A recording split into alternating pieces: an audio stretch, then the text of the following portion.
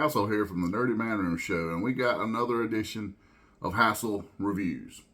This week, I tackled a movie that I just kind of happened upon on just random. I was strolling along on the Peacock Network. I'm not affiliated with the Peacock Network, so there that is. But it's a Blumhouse original for the Peacock Network. It's called Sick. Okay. Basically, this movie takes place, and it is of the horror genre, of course, but it takes place in April of 2020. You know, the very beginning of the pandemic, in the early days, so to speak, when everyone was scared of their own shadows. So, basically, there's a killer that he doesn't feel, or they doesn't feel, that this young girl is following COVID protocol along the lines of she should. So they go about setting forth a mission of setting the standard and the example of rectifying that. So you start out with a pretty good kill in the very beginning. There's a really cool scene that every one of us has experienced at one point in time or another, where sometime in the last 3 years you've been in the store somewhere waiting in line, you got a dry cough, and everyone turns and looks like, "Whoa, bitch, what are you doing?" There's that scene, and I got a good chuckle out of that right here, because it's like, oh shit, I remember that. You know, things like that. It's good suspense in this movie. There's a lot of, you don't know where the killer is at times, or who it is, or why they're doing the things they're doing. But after you have a good kill at the beginning, then you fast forward, and the final girl, so to speak, or the heroine, is not much of a heroine. She is not much of a hero at all. She's actually a slut puppy who was very irresponsible during the early days of COVID, and she goes out and lives her best life, so to speak, not worrying anything about COVID protocols at all. So she is living her best life, and her friend go to their cabin for the weekend because they're on quarantine there.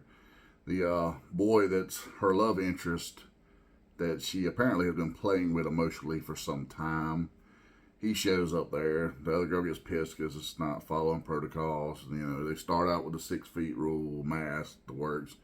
For long, they're drinking drinks, and no one's giving a shit about that other than the other girl. Then he goes to get his stuff. The killer enters the house. So you kind of know where it goes from there. I don't want to spoil too much or give away too much in case you haven't seen it and you do want to see it, because it did just drop on Friday the 13th on Peacock Network, as I said. So there's a couple pretty good, cool kill scenes. There's a fair amount of gore. There's a little bit of twists and turns. Some things you wouldn't expect. Oh, shit, I didn't see that coming. Some of it is pretty predictable. Some of it isn't. It's a good, solid little 3 out of 5, I'd say. It's not something you're going to go back and watch, you know, multiple times. However, it is something that you could kill 2 hours with and enjoy yourself. Or maybe it was an hour and a half. I don't remember how long it is. I should probably write these things down before I do a review, you would think. But either way, for a Blumhouse, it is pretty good. There's no nudity, so you can watch it with the kiddies if you like to ruin your kids' lives like I do, and, you know, introduce them into the horror genre. So it's a family friendly, so to speak, other than the gore, a little bit of language. So I'd say probably the worst thing you would introduce your family to is poor morals, because this girl has none. She is a slut. But I don't judge sluts either.